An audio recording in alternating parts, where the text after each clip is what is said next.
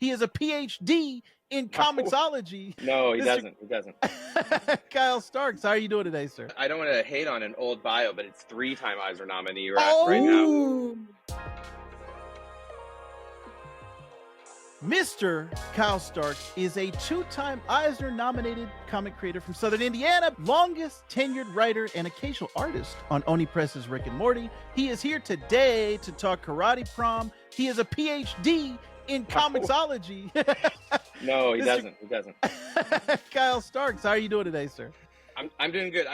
I don't want to hate on an old bio, but it's 3-time Eisner nominee right now. And I would say probably at this point I'm probably best known for like Peacemaker Tries Hard, or I don't know if anyone ever cared who was writing or drawing the Rick and Morty series, but I did do it. I did do it for a long time, for sure. Oh man, well, I'm very glad that you are here to update the bio because my research is out of date. That is my fault. So I am a Vactor here with Mr. Tim Costello. Tim, how are you doing today, sir? I really loved Karate Prom, and I'm excited to talk to you about it today. What an intro.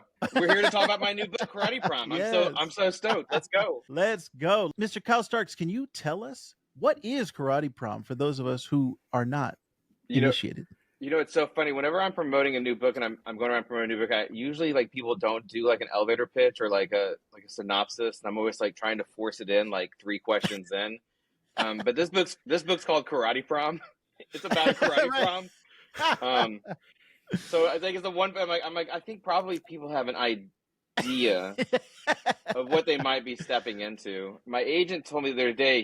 He said it's like if John Hughes made a kung fu movie. Ooh. And I'm gonna grab that. Yeah. I'm gonna embrace it and hug it and be like, yes, it's my version of if John Hughes did a kung fu movie. Yes, but I think that's good shorthand for what it is. Yeah, 100%. And when I first saw the name, Karate Prom, high school was a time for me that was very impactful. And I know a lot of people, when I talk to them, they're like, oh, high school was a terrible time. For me, that was one of the best times of my life. So I love prom. I love high school movies, anything high school. And then karate, I'm a big martial arts fan. So those two, it was like, this is my chocolate, my peanut butter coming together. So I was really excited to check this out. And I'm happy to say that I had a great time. I had a blast. I think this book being all ages is something that everyone can enjoy. It's not something that, it's too kiddie or it's not adult enough. It's like everyone can enjoy the humor,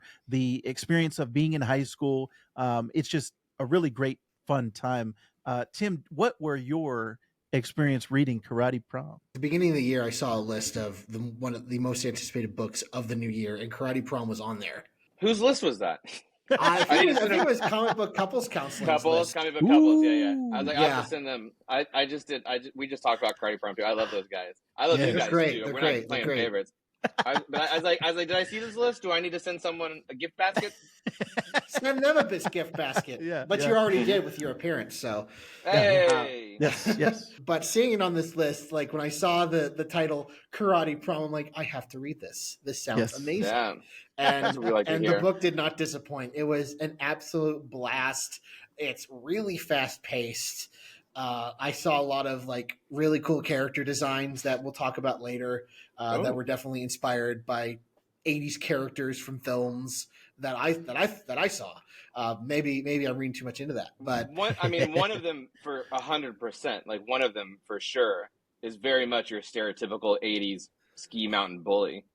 Yeah, he definitely looked like Johnny Lawrence from Karate Kid. Oh yeah, sure. Yeah. So here's the thing: of a certain period, all bullies were blonde. You know what I mean? Like they all. That's true. They're all the same.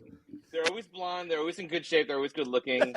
There's a lot of tropes. They've got the girl. They always got a girl. Yeah. Usually the main girl is somehow wrapped in, but they always have like one henchman, at least one henchman, and then like one like yes girl. Right. So yeah, I love tropes, man. I love tropes and I love archetypes. So it's something that I play around with a lot. It's always not. I like because there's a shorthand of familiarity with things. Not so much like let me use that thing, but it always like, well, I like it to be familiar, but I like to put my own twist on it. So like, Luke, who's the starting primary bully, is very much all those things, but I think also he has like his own arc, his own important arc in the book, and his yes girl is kind of more than a yes girl. She's kind of like an equal opportunity bully in her own way that I kind of like, and she also has an arc. Yeah, I love tropes, and especially if you're doing, I think with like, because my sort of North Star creatively is to try to make things that I wish existed. And certainly at the time, I wasn't thinking, oh, what if John Hughes made an action movie? That'd be dope.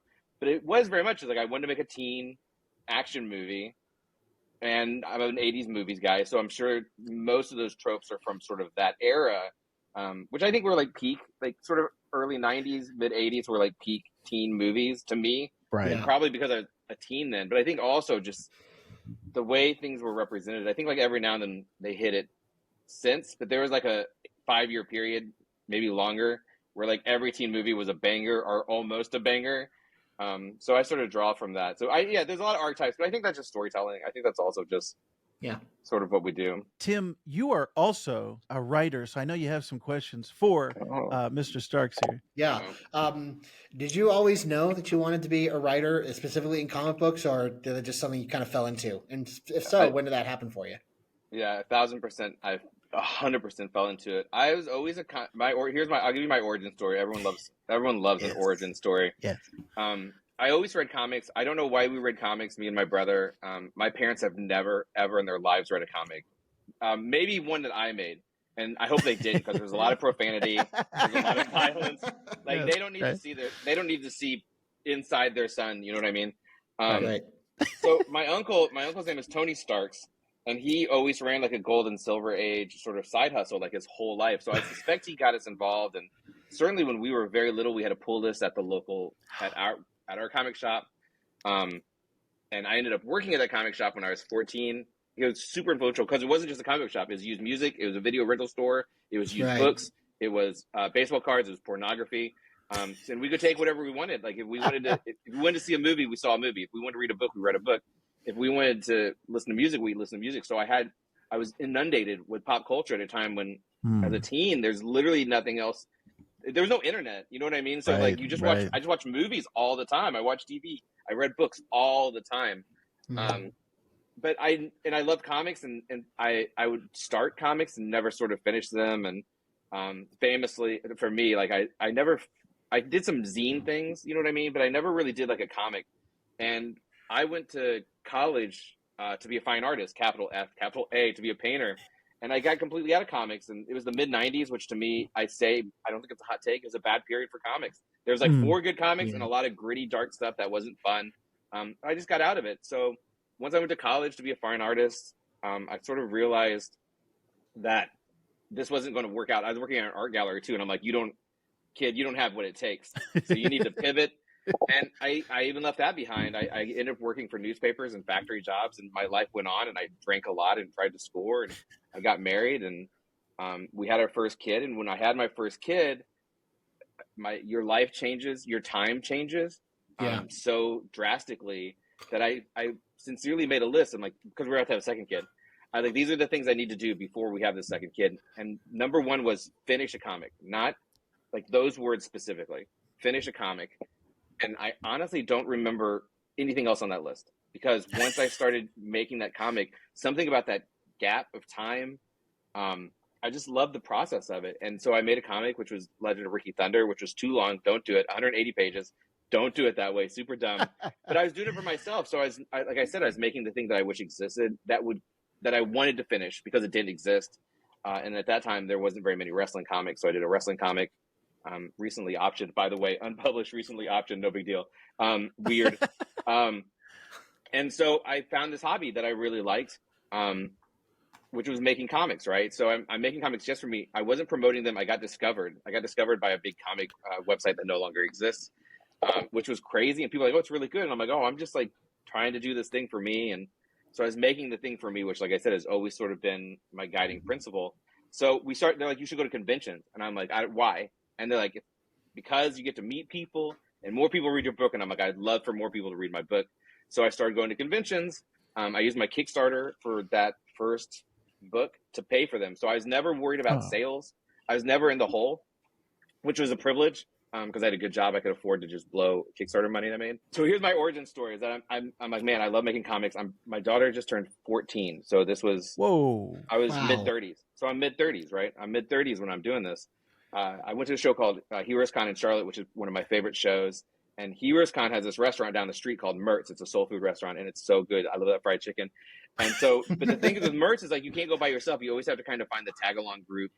This is the true, like, how did you actually get into comic story? I'm just making comics because I like it, right? I'm just telling the story. I did Legend Ricky Thunder, and then I kickstarted my first book, Sex Castle. So I'm selling my Kickstarter copy of Sex Castle at the show, and I would never leave my table, like, because I didn't want to miss a sale, and but I was trying to find Mertz.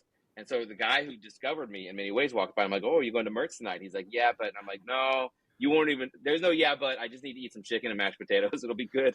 And you won't even know I'm there. Well, the yeah, but is that they were doing a podcast interview with Matt Fraction and Chip Zdarsky at peak Sex Criminals.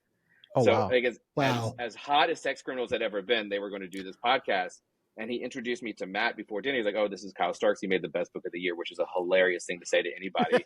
I was like, you won't even know I'm there, right? So long story short, the best book of the year. What a nice thing to say to Matt Fraction. I mean, this is Sex Criminals, Matt Fraction. So this is post Hawkeye. I mean, this is peak, right? Matt Fraction is probably one of the 3 most important creators in that like sort of 4-year window. Anyway, that's me bragging that I had to know. Anyway, we didn't go to Mertz.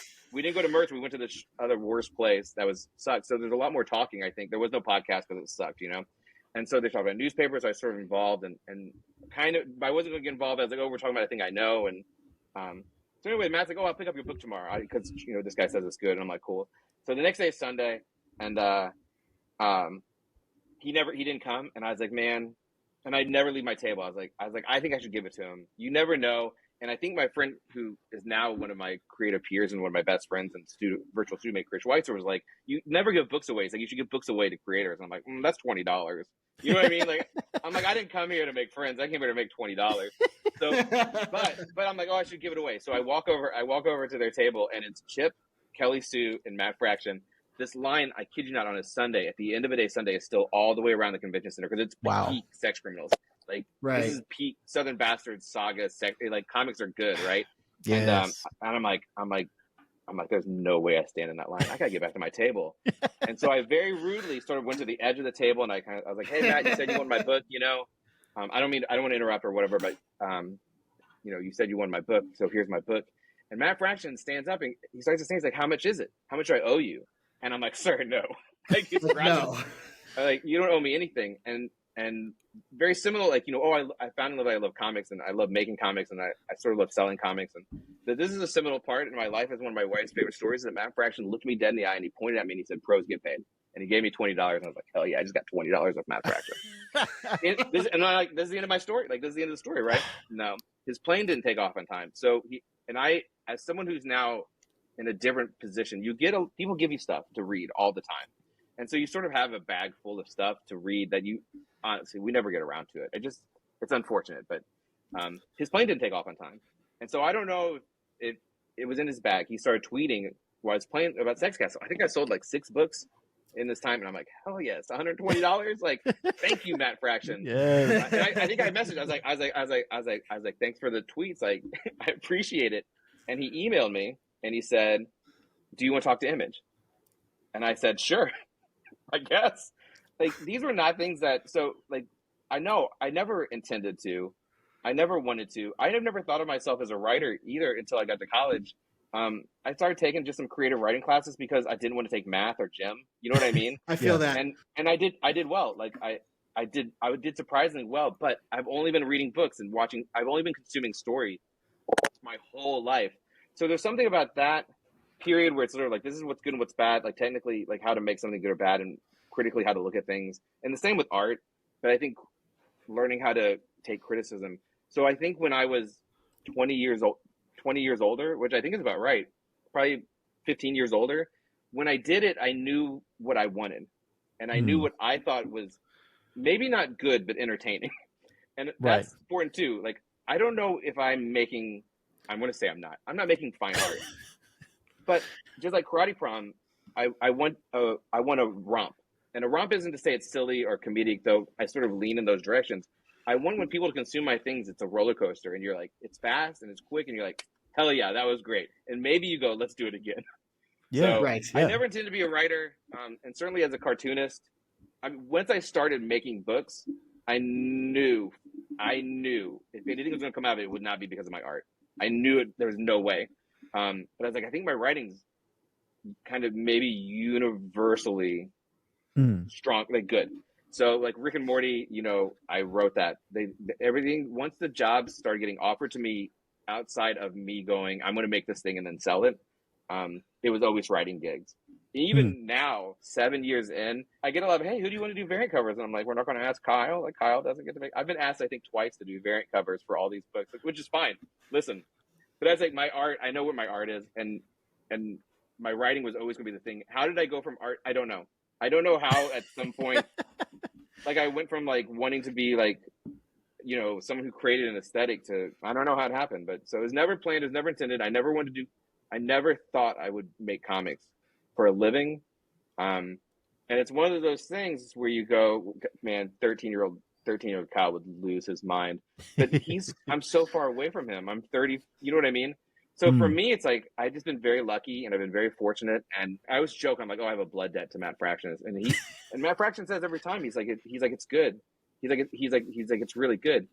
And I'm like, yeah, but there's a lot of good things no one ever sees. And certainly no one ever goes to bat for. So I've been very lucky. But yeah, I mean, I'm really the writing, to me, it's less writing. I don't actually like writing. I don't like the process. But I love telling stories. Like I love telling stories. And there's a different, I have to be very careful because there's a real, like you enter douchebag like pompous douchebag territory. Because I don't think I'm making fine art. But I think I tell an entertaining yarn. You know what I mean? I'm really taking this over because I do this all the time. But I'll tell you, like, and I'll continue that as we talk about Karate Prom. Is I made Karate Prom over the lockdown, the pandemic lockdown, and I did it. I was like, you know what? We were all in a bad space. Comics was, if you ask any comic creator how they felt in March of 2020, it was bad. Because we were like, they're not printing comics, there's no shows. How are we going to make money?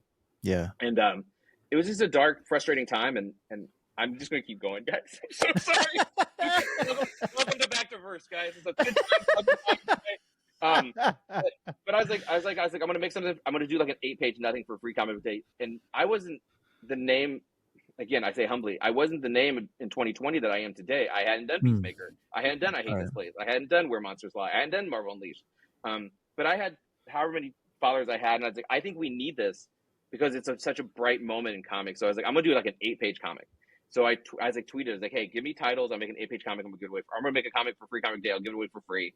And I got all these great titles. Obviously, the winner's Karate Prom because it's the greatest title of all time. Absolutely. And in 10 days, I did 32 pages. In 10 days, I did 32-page comic. Everything about it was exactly what I want. It was exactly what I needed in that moment. These characters, all of them came through me. And so I did 32 pages instead of 10 pages. I liked the character so much, I did 2 more chapters privately. And I was like, we'll figure out something later. So, it's like one of those things, like, but it's like, so that was 2020, right? And then in 2023, last year, I added 50 pages or we expanded it. I was done. I sold a finished book, which is what I like to do because you can't edit a finished book. There's no notes. You know what I mean? It's like, it is what it is. You either want it or you don't. So I got this book. I just got the comps last month or a couple of weeks ago, and I reread it. You reread it to make sure the pages are right. You know what I mean? To make sure there's not misprint. And I finished it and I go, oh, that's exactly what I want. Like, that's the story that I made, the story that I want to consume. And it's like, that's the best feeling. So that's very much like sort of my creative intent as a writer. That's me bringing it back around. Did I answer? I answered many questions. Did I answer that question? Yes. Yes. It was never a goal. I never wrote anything long. Like in college, we did like short stories and I'm in for this creative writing class. This is a humble brag. And I'd never taken writing. I mean, I just never done it. You take English and you know what I mean? Like you take all the things you take. Everyone took. And at the end of the semester, my teacher said, hey, we're doing like writer awards at the school for the first time in school history. I'm like, oh, awesome. That's cool. Cause I'm in the art, I'm doing art awards. I'm getting art, you know what I mean? I'm trying to get art awards. I got one. That's neither here nor there. And he said to me, he's like, do you want to be best like writer or do you want to be best poet? And I was like, oh, poet for sure. Like way cool. The girls will go crazy for it. Oh yeah, absolutely. And I think like that was like the moment. I think there's certain moments in our life where we get like outside validation that we didn't realize existed. You know what I mean? Like you go, oh, I think I'm okay. I think I'm okay at this. And then someone goes, that's interesting. And it kind of like sets a seed of confidence. And it's so important to have confidence. I remember this, like, I thought I was such an average kid, like just a normal, like the most normal average 12-year-old. And then when I went to, when I was in like 7th grade, the girls behind me were trying to copy off my paper. And I was like, what are you doing? Like, and they're like, you're really smart. And I'm like, oh, no way. And I'm like, oh, I guess I only get good grades, but I never consider it. So there's certain things that are like weird validations, and certainly, right. Matt Fraction saying, do you want to talk to someone is the best validation you can get as a comic creator, I think. Or definitely up there. It's way up there. Yeah, 100%.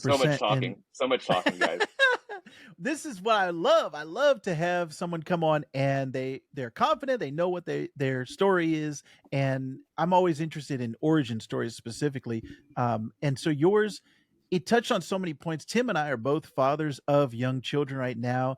And that, what is my life like you said, kind of the validation of, it is. Yeah, what am I here for? Like, what is my purpose? And then what have I accomplished? Now that I have brought another life into the world, what am I worth? Right. And so I want my son to be able to look at my YouTube channel and say, hey, oh, my dad had a podcast. He had a YouTube channel. This is cool. I don't know if he's going to be into comic books or not. He may be watching this episode in the future, but knowing that your life has meaning and you have put something out into the world that I think someone else has found value in and found meaning in, that is what it's all about. And, I'll tell you, you can see probably where you guys are now is better. You can see sort of the path of my fatherhood, of like how it shows up in my books.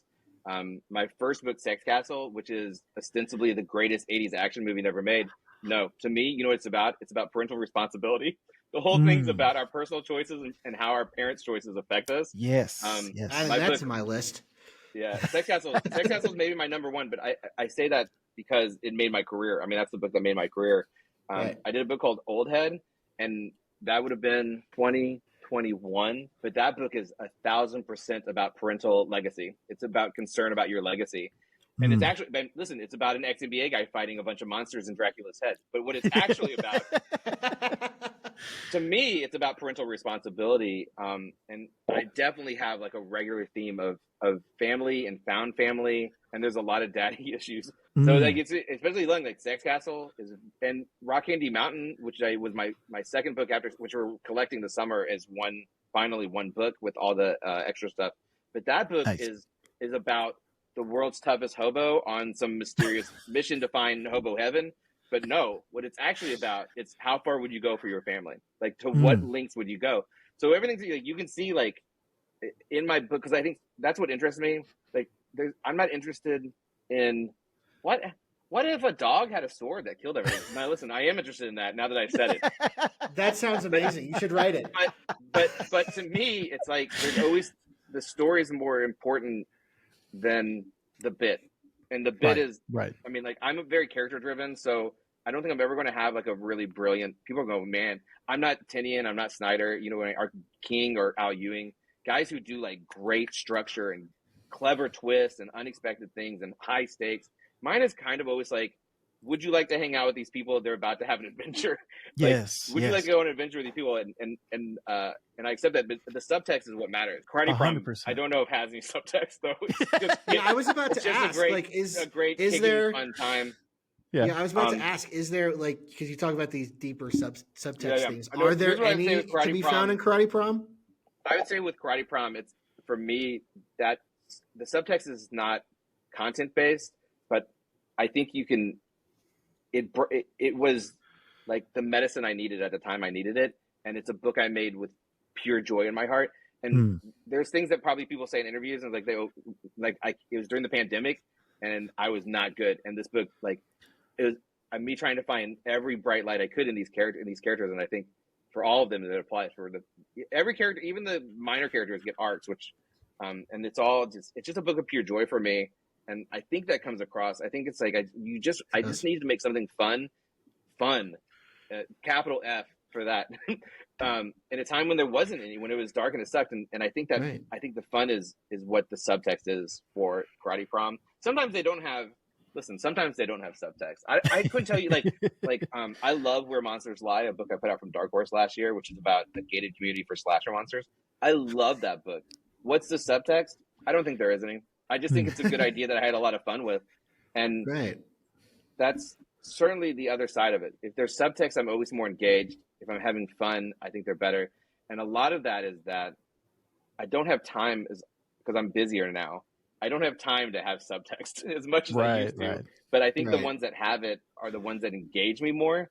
And there's something about a book. Like, there's something. What's it about? Oh, it's about a hitman. To me, it's like, well, it is, and he's going to have his adventure. He's going to have his, modern roadhouse adventure. But to me, it's like, look past that. There's a lot more going on, and that's always the things that kind of make the books more fun to me. Is to know there's more. Even if I don't like to force feed everything. Some of the stuff is just kind of on the perimeters. And I think that's fun. It makes them feel like they're deeper and they feel like they're fuller books. If you kind of have stuff that's there, that's not there. And that's usually subtext for me. Like, I don't force feed it. I don't think there's any of those books you go, oh, I see what this, it's about parental responsibility. I don't think I ever force feed that. But I think like Old Head's clearly about legacy, though. Again, he never says that. He kind of says it, but it's not his legacy. It becomes not so much his legacy as a human being, but his legacy as a father. There's a pivot where he's worried about how he was looked at as a professional athlete. He's a goon. I just an excuse to find someone to fight things.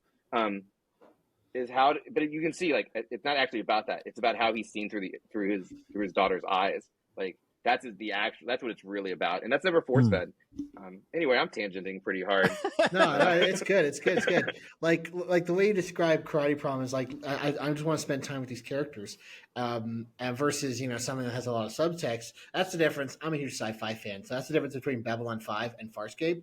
Farscape is just I want to spend time with these people. I'm having fun. And Babylon 5 is like got all these layers and stuff, which I love. Yeah, it's all these smart metaphors. Yes. But I think there's merit to both sides of storytelling. 100%. Yeah, 100%.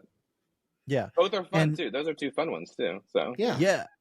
All of those things everything that's been mentioned is something that I can relate to. And I Hate This Place was how I first found you.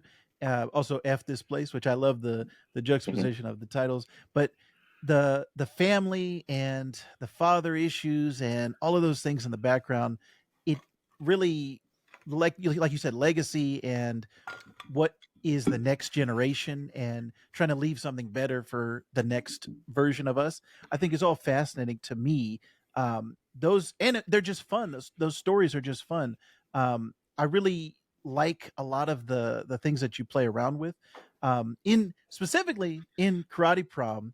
I think you touch on so many things, and there's so many things firing off in my brain right now. But the teen comedies of the '80s, which I was born in the '80s, but I kind of grew up in the '90s. But I was always like, oh, the '80s are the best time. The fashion, the music, the Back to the Future is my favorite movie of all time. Yeah. The teen comedies of the '80s and kind of the badly dubbed kung fu films. Was there anything that you were kind of, when you were thinking about it, was there anything you were specifically referencing, or was it just a hodgepodge of everything in your mind, kind of? I think, like I said, I did that first thing in 10 days. Like, literally, I did it in 10 days. And sometimes they just pour out of you. So I don't think at any point, let me think. I don't think at any point I was like, oh, it's like this. But it's like all those movies have the same thing. So it's right, because I hadn't done if I do another teen, like, it'll be challenging. Because, like, I was like, these are all the things, these are just things that are in those stories. You know what I mean? Right. And, the tropes. And then, because I see that book in 3 parts, and then after I did that first part, it's like, oh, how do I raise the stakes? And then for the next one, it's how do I raise the stakes? Now, I think if you look at it critically, as of 2, I had a plan for 3. Like, I already knew what the next 2/3 of the story was, which is the full story. Though I think the first chapter in itself is a full story. I wasn't done, like, with these kids. I just loved them too much. I just fell in love with them, and I was like, I'm not done with them. And that's really funny to me because I get asked pretty often, like, oh, are you ever going to do a sequel to Sex Castle or to Assassination? Assassination has a volume 1 on it, 6 Sidekicks, which we're like, probably not. Like, that's the story. if they made a movie or a TV show, I would find another way because, it's money at that point. It's not about. Yes. It's like I told the best story with those kids, and so usually I do it and I'm done. And certainly the first third of Karate Prom, I think it was it, but I was like, I'm not done yet. And I rarely have that feeling. I rarely have that feeling where I'm like, no, I got to tell another story with these. There's some other stuff more recently that I feel that way that I would do more of because I kind of leave things as open-ended as much as possible. So there wasn't any one thing. It was just like I said earlier, it's like every 80s movie I watched had a blonde bully. Like the fact that right. Like, there's no snow, there's no ski hill, because there's always skiing too. There's always skiing somehow. There's no skiing. It's prom, and I also thought like I couldn't think like there's not a lot of prom stuff, so it's not even like I could draw from. There's several dance. Like Teen Wolf has a great sort of couple dance sequences in it. But it's like I wasn't thinking about any of that stuff. I think it was just now it's time. It's easy to go like now it's time to do a sci-fi. Now sci-fi has so many genres, and you're gonna be like, I'm gonna do a spaceship sci-fi. What's that? It's like these are the things I should have in it because I like for things to feel familiar. I said this earlier because I think it's like I'm doing things that if I told you what's it about, it's about an ex-NBA player fighting Dracula's head with his daughter, and like, what the fuck is that? And you're like, that's correct. But when you read it, I think you'll get like Fright Night feel, like it feels familiar, and I think that's important, especially if you're trying to do kind of weird things. A bunch of kids fighting to the death, ostensibly. Like, how do you like? That's I'm blanking on what's that great Asian battle royal. It's like that's battle royal. Oh yes. Like, how do you do the all ages? Right. How do you do the all ages battle royal? I'm gonna tell you, I wasn't doing the math on that. I wasn't thinking on the math of any of that. I was just like, I want to make this teen movie. And the next year, another thing that was unpublished, I did a book called Louis Sprouse Stole My. This is also people gave me the title. Louis Sprouse Stole My Heart, and I have 2 hours to get it back. That was the title that won. And for that one, it was literally me going, "Oh, I haven't done a coming of age story yet." So it's the same thing. It's like it's you draw from what feels familiar, but then you're like, how do I make it my own? It's a Hitman book. That's how. Of course, it's a Hitman book. They're all Hitman books. Yeah. So it's that thing where it's like I don't draw. I'm not. Very often, the inspiration will be something like, I saw a movie and I liked that movie a lot, and while I was watching it, I started going, how could I do that better? Oh, you know what I would do instead of that? And so often, like, if never anything directly is an influence, or sometimes I like to throw a little homage in, like a little homage. But I don't draw. I just don't. That's not how my brain thinks. I don't go. Everything in a movie to me is like it's like a gear. You know what I mean? So if you go, man, I like how they introduced that character, and then that character had the moment at the end. I like how it made me feel. It's like if they didn't. So it's like let me take these 2 gears. So it's not me. So oftentimes it's because it's familiar because you're like, oh, I've seen this happen, but I'm like, but what if he's a human bee? I don't know what my twist is. It's usually something pretty dumb. So I wouldn't say there's any direct, and that's not me trying to be like, I'm so cool, because for sure it was all of them. You know what I mean? It's all of them. Back to the Future had a great dance sequence. You know what I mean? Like, but I'm not thinking it did about that. I'm just thinking like, I don't know, Karate Prom was the title, so there's gonna be a dance. But you go, I just like how the teens are represented in a way that makes me feel good. Yeah, so that's the answer to that. That's a bad answer, maybe, but that's the answer. No, great answer. Yeah, I'm gonna tell you this. It's tough to be like, let's talk about Karate Prom creatively. I'm gonna go, I made it in 10 days. I don't know what happened. How did that happen? I don't know. Yeah, but once I was in like the Karate Prom world, I didn't want to leave, and I stayed there for a while. And the books that I like I'm happiest with are always the ones I couldn't tell you creatively. I don't remember writing Where Monsters Lie. I don't remember writing it. I don't really remember writing Peacemaker. And me and one of the editors had conversations, like creative conversations that were not even like bouncing ideas. They're just like, we had conversations. So I know there was a process. I don't remember writing it. Those are the best ones. Like that means when I was done, I was like, that wasn't work. You know what I mean? Like I just made something great. Right. But I just made something I really like that I think people are going to really like. And those are always the ones I like the best, that I just sort of like, so much work goes into it. I did in 10 days. I don't know where they came from, but I loved them when they came out. Yeah. Right. And you know, like I noticed your penchant for like really crazy titles like Karate Prom, Old Head, Sex Castle. That was really long. I can't remember. Do you come up with the title first and then do the idea, or vice versa? Well, for this one, Karate Prom came first because it was this and Louis Sprouse were both me going. And here was the reason why I did it, my guy, is because I was like, I'm going to do something quick. I'm not going to get wrapped up in it. It'll be, if they give me a dumb title, if it's Blimp Master. Listen, that sounds amazing.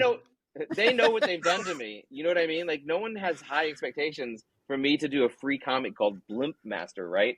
And to me, that was the trick. And that's also, it was two-pronged, though, because I was able to, when I did Sex Castle, when I did Rock Candy Mountain, when I did Kill Them All, those were my first couple books. I did a book called Dead of Winter very early for Oni, which was it's about a dog fighting zombies. I didn't think this was my career. I thought it was a really great hobby. And so there was no pressure on me. I simply made the thing that I thought people would like, that I liked, right? And that's what this was. And that's what Louis Sprouse too. I'm like, it's a dumb title. Like, it's a great title. It's a dumb, great title.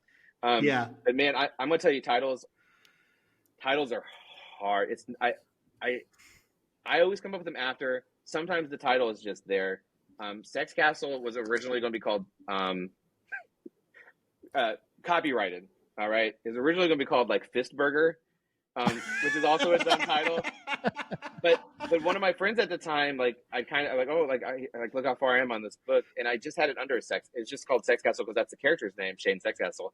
And my friend, who I'm literally just making comics, and I'm making them because I love the process of telling stories. And he's like, man, every time I see that, I laugh, and I'm like, good enough for me. So it's Sex Castle. Old Head was originally going to be my second book. That idea would have been the second book I made. And the thing is, that's a difficult book to sell because the words don't make sense. And it's about more than ex-NBA player fights monsters. There's a lot happening. There's a Home Alone in it at one point. You know what I mean? But I was going to do Old Head second. And my wife said, she's like, you can't. She's like, you'll be the dumb title guy. She said, you'll be the dumb title guy. And I was like, that's correct. But what happened, why Old Head then came out 7 years after I started, was because when Sex Castle came out through Image, it was optioned before it came out. It was nominated for an Eisner, my first book, and people were paying attention. And I was like, oh, I can't do this Old Head thing next. Like, I'll lose everybody. You know what I mean? Like, it's one thing when I'm just doing it for me. It's like, I'll lose everybody. And so I did Kill Them All, which is my ode to 90s action movies. Because I was like, just do the thing you could do. Just do the thing you could do. That has been optioned for a while. They just attached Sam Hargrave, who did the Extraction movies, to that. Mm-hmm. So fingers crossed, I guess. So it's like, but yeah, I don't do titles first. And I'm literally right now, I have a creator who I've worked with who I like. And they go, oh, let's do another project. And I'm like, yeah, I got one. I was like, there's no title. I can't. So it's like, I can't.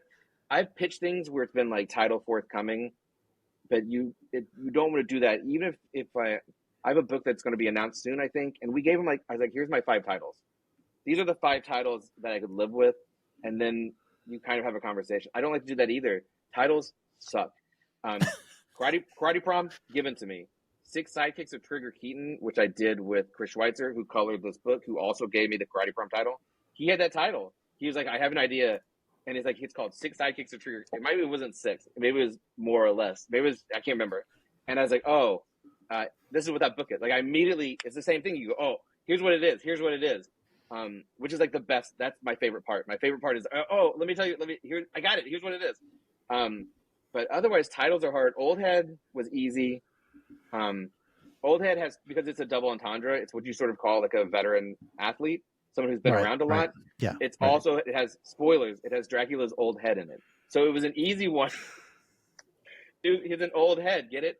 So sometimes they're easy. Sometimes they're hard. I Hate This Place was easy because I thought, how would I feel being in this place? And I was like, if I was here, I'd be like, I just hate this place. My book that's out right now is called Pine and Merrimack, and my friend Matt Kent was like, I hate that title. And I'm like, I like how it feels to say it. It's about a couple, like who has like a cozy detective agency, And I'm like, what I really like about Pine and Merrimack is that if we do more, it'll be called like the Iron Claw, a Pine and Merrimack mystery. And I'm like, that's where Pine and Merrimack shines. But it isn't a great title because, in my opinion, the title should do two things. Look at me, I take over everything. A title should do two things. It either asks a question that you as a consumer want to know the answer to. Why do they hate this place? Right? Why do they hate this place? You want to know. Or it tells you what it is so clearly that you have to know more. Those are both hard. So Karate Prom is the latter. Like, listen, homie, either you're in for Karate Prom or you're not. Like, I can't. Either you have joy in your heart and you go, Karate Prom, that sounds interesting, or you don't. I was talking to Schweitzer today because we're trying to figure out a title for this book. And here's the thing. I saw a director, like a real auteur director, who was like, you should always have a title. And I go, maybe. Like, you should always have a story, in my opinion. Like, you should always have a story. Yeah. And then you go, oh, well, maybe the title wasn't. You don't want to choose something boring or plain. You know what I mean? You want to do one of those two things. It's hard. And so this book is like, I'd love to pitch it right now. It just doesn't have a title, and I haven't. And I'll end up doing like, this one's fine. You know what I mean? I'll go, this one's fine. But yeah, titles are hard, man. Titles are real hard. Yeah, I've written stuff, and I think I've changed like the title like 3 times. So yeah, I feel that. What's a title in the end? I mean, that's for me. Those are the two things. Is either it's so clear. I think like I was like, you know what? I think comics has a couple that are so clearly both of those, and comics is different. And I'm like, don't forget that this is how comics used to be. Is you would just say what the character is, and I was like, right. Two things that both ask a question: what is this? And oh no, it's this. But you're like, oh, it's clearly this, but I want to know what it is. Are like Hellboy and Teenage Mutant Ninja Turtles. Yes. You go, oh, it's about a Hellboy. Hold on, what? Like, tell me more. Think if Mignola would have called Hellboy Lucifer Jr., no one would give a shit. Right. You know what I mean? Like, no one if you called it Satan Jr. or Baby Satan, we'd be like, right. I don't think so. Yeah. So there's that, you want to find that sweet spot. And for me, Pine and Merrimack was that, because it kind of asks a question, but also it sounds good. But it's like, if someone's like, you want the title to be like, oh, not you always. There's exceptions. But I think you want people to go, oh, I think I know what that is. Or that sounds interesting. Or I 100% know what that is. And now I need to know more about it, right? So right. Titles are hard. They're really hard. Yeah. So another question I have is, Vector and I both loved Karate Prom. So what Kyle Stark's comics would we or anybody who just read Karate Prom should read next?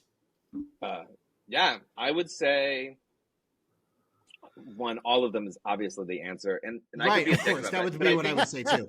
Yeah, I could objectively rank my like good from best to worst. I would say if you love Karate Prom, I would probably go Assassination from Skybound. I did with Erica Henderson. It is about a group of hitmen who get hired to be a bodyguard for the former world's best hitman, but it's very much a sort of like group battle chaos. Much more mature. There's visceral violence in that. There's a character named Fuck Tarkington. So it's a different book altogether. I would say, so I'm like, oh, I love the fights from Karate Prom. If you were like, oh, I love this couple, and certainly Don and Sam put me on a path of like, I just love, I in my life, I've been happily married for 19 years, but every now and then you meet couples who just like exist for each other, who just love each other so fully. I love that. My wife's mom has friends like that, and every if you get near them, it's like a light is shining on you. You're like, so I love that. So after Karate Prom, I Hate This Place, which is very much to me about a couple who loves each other, who will do anything to protect the other one. And Pine and Merrimack's the same. If you like, I wish I had more of this happy couple. Those are the two you'd follow up. If you were like, I love Kung Fu, what's your best Kung Fu follow-up book? It's Rock Candy Mountain, probably, which is again being collected this summer. And that's also very much. There's certain tropes I do over and over, and certainly how far will you go to protect this other person is Don in this book. His arc becomes like, I must protect this person, even though they don't need him at all, which is also like Dummy trying very hard is also very much a trope of mine. So and of the 80s too. I do a lot of stuff that like we do a lot of stuff that's very close. Like I know Schweitzer was like 6 sidekicks of Trigger Keaton. We wanted to do it in the 70s. We wanted to have it set in the 70s for very specific reasons, and they're like, you can't. No one gives a shit, which is fair. Which is fair. And so like Schweitzer's like, well, we have to set it in the 90s though, like secret 90s. I'm like, okay.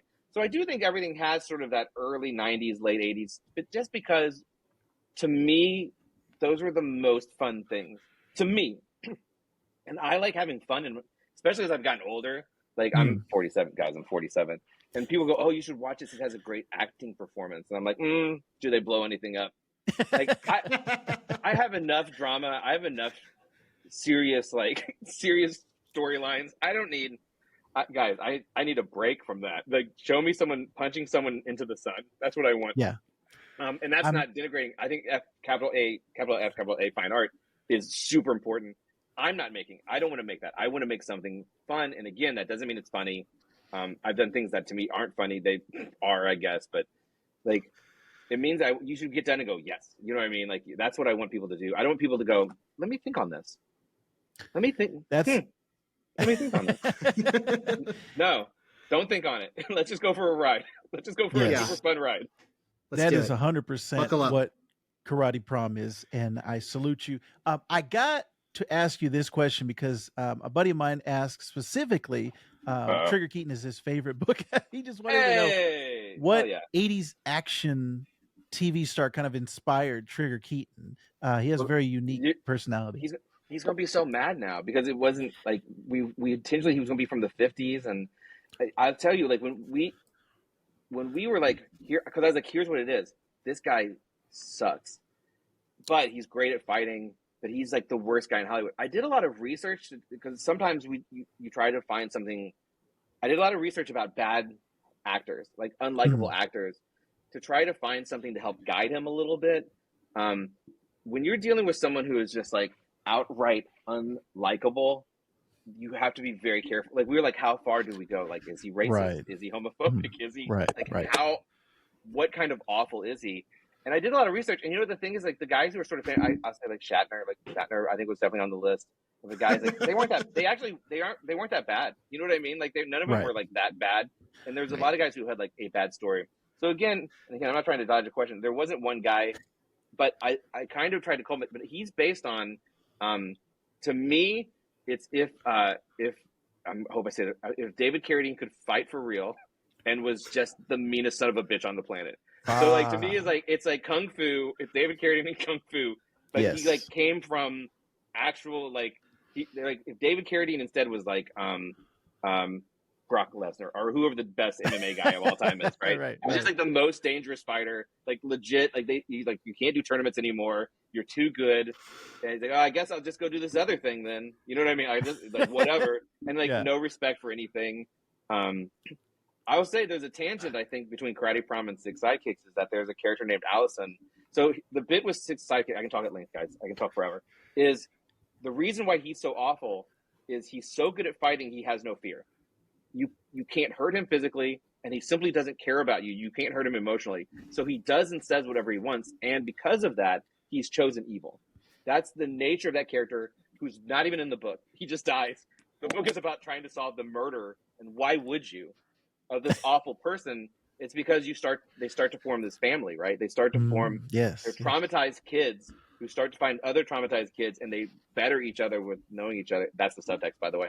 But one of the other characters' name is Allison, and Allison was basically in story. Trigger was tired of having people like out act him, so he's like, "What if we just got like another little like someone like me who just kicks good?" And so this girl was like sort of like a viral hit, Allison. I can't think of her last name, which is a bad writer. She has a good name, Saint something. Anyway, but we never say it. There's no reason to say things. I think you give people if you don't say it, it's deeper.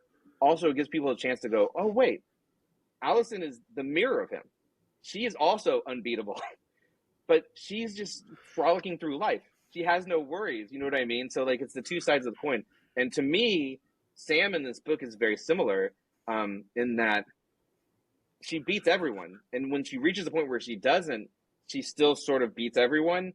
And to have that sort of confidence in a character, that I think is so powerful, because Don doesn't have any confidence. He thinks he's pretty good at one thing, and then he finds out he's not even maybe top 3 at that thing, right? In his town, he's not even top 3, which is a rough turn. But he's also like, he wants to protect this girl who doesn't need him, and I love that sort of confidence. And it gets hit, it has to, but she's like, I'm very good at one thing, and through the course of that, even I think fighting, you don't just put a fight to put a fight in. The fight should tell a story, and I think for Karate Prom, it's super clear. If you look, spoilers, everyone, through the first 40 pages, Sam is beating everyone. Like it's a bit because he'll be fighting and he'll turn and she's like, I got mine already, and he's like, what? Are you kidding me? Like she's so good, she doesn't need his help. Of course, you hit that, but I love that in a character. That's a long way from who is Trigger Keaton, but I like that that character exists sort of two different ways, and even Trigger is sort of there's a sort of a a triangle of how these characters interact. There's something about being, I think in fighting movies, it's more often in sort of like Asian cinema where someone's like clear, they're like, I'm going to whoop your ass, and they love it. And that's one of my favorite things. I mean, I'm trying to think of one because I can vaguely see it. There's a lot of like when it's time to fight in that type of cinema where they're like, guess what? You're about to get your ass whooped. Where in American cinema, it's always like, think about Schwarzenegger. Schwarzenegger never, at no point he just does it. He just does the fight. There's not that, oh, you're in trouble. You know what I mean? And if there is, it's not the bit, but there's a lot of it in martial arts movies, and I love that. So she's like, it's over for you. And I love that. I love that type of character. But I love how he's also like, I'll protect her. It's like, I don't know if she needs it, buddy. Right. And he's like, she must be protected. She must be protected. And that's not a masculine. It's not like that's not misogynistic. He just adores her so much, right? Yes.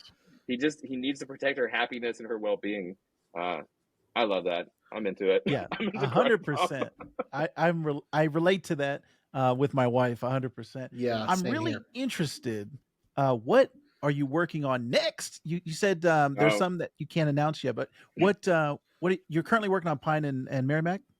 Pine and Merrimack issue 4 just came out this week. It's 5 issues. That's from Boom.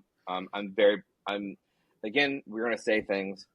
You could probably catch me on some books. I'd be like, okay, I did it. I'm super proud of Pine and Merrimack.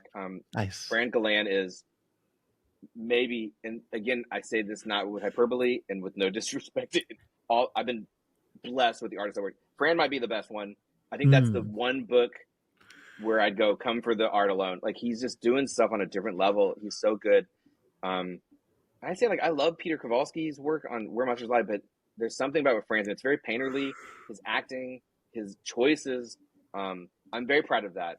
Things that have been announced that I can talk about, nothing. Barfly, which is going to be a spinoff from Patton Oswalt and Jordan Bloom's Minor Threats, comes out in July. I'm doing that with Ryan Brown, and I'm going to tell you right now, that dude's art on that book is, like, I'm glad to be a part of it. You know what I mean? If someone's like, I don't care for Cow Starks, it's like, Ryan Brown's drawing it. Like, he's not just drawing it, like, he is efforting it. And so that's great. It's super fun. That's a fun character. Ex henchman, Fly Man, tries to figure out his life. Nothing bad happens to him. It's all good. And so just a sweet little 4-pager. Yeah, nothing bad happens to him. It goes. His name's Shit Eater, but we couldn't put that in the title. It's Shit Eater, the little fly henchman. Rock Candy Mountain's being collected. I have 3 books that are almost done that haven't been announced. That's frustrating because I can't be like, keep your eye out. There's going to be a lot of work for me this year. Okay. I just got contracts on I think a huge, I tried to talk about this before. I mean, obviously I can't say what it is or who it's for, what it is, but it's going to be a huge announcement. Not because of me. I'm just a part of a huger announcement. And I suspect it's going to be San Diego because we just got contracts that they're going to announce something in comics is happening. It's so weird to talk about. But I feel like for me, it's a book that I'm super excited about. I get to work with one of the artists I worked with last year, who I think is anyone I worked with last year, I'd work with again. They were Steve Pugh, Peter Kowalski, Fernando Passerin, who did my Brave and the Bold Wild Dog story, was unbelievably good. Even the guy Chess Hervis, who drew Marvel Unleashed, like, that dude was way too good to put on a dog book. I don't know if you guys have read Marvel Unleashed. The art that dude brings to it, they weren't messing around. They're like, this is a comic book.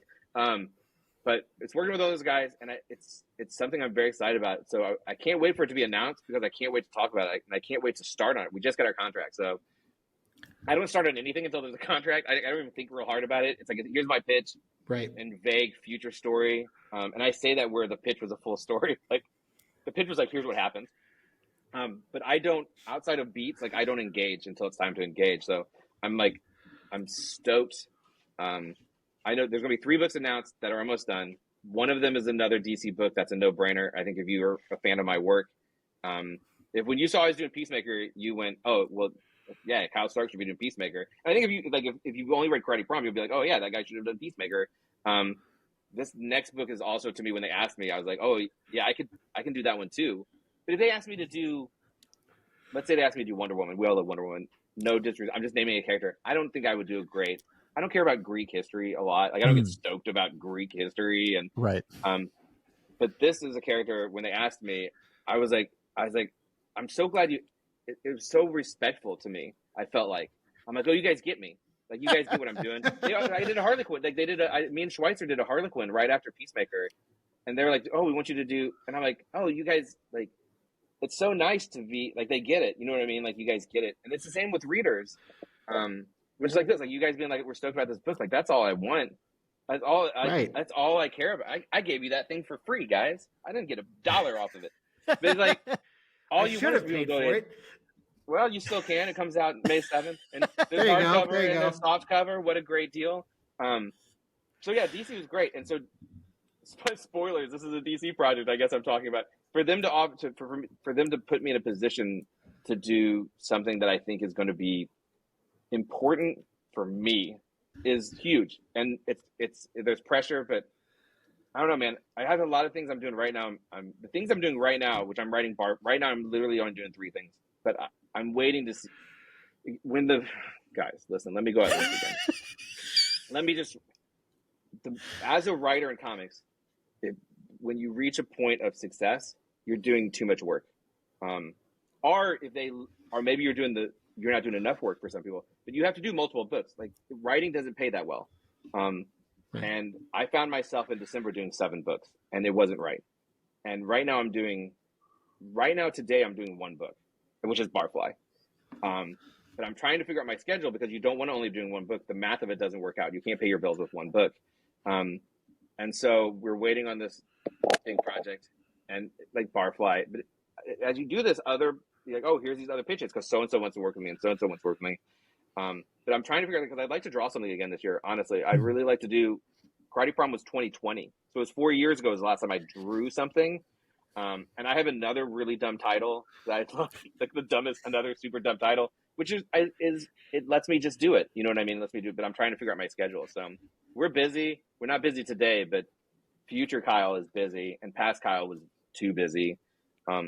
But I think 3 books will be announced for sure this year because they're almost done. So that was, again, okay. Ask me a simple fucking question and let me talk about it for 10 minutes, I guess. Jesus Christ. This is perfect. I love it. Yes. This is move aside, Tony. Kyle is my new favorite Starks, and I hope he is yours as well. Check out all of the stuff that he's working on. I'll leave some links in the show notes. Like he said, there's the chance to purchase Karate Prom. That is something that will put some money in Kyle's pockets. And maybe. I think that is going to be a fantastic time. Kyle, thank you very much for joining us. Yes, you are a pleasure. Absolute pleasure. Great question, guys. We love process questions. It's always very exciting.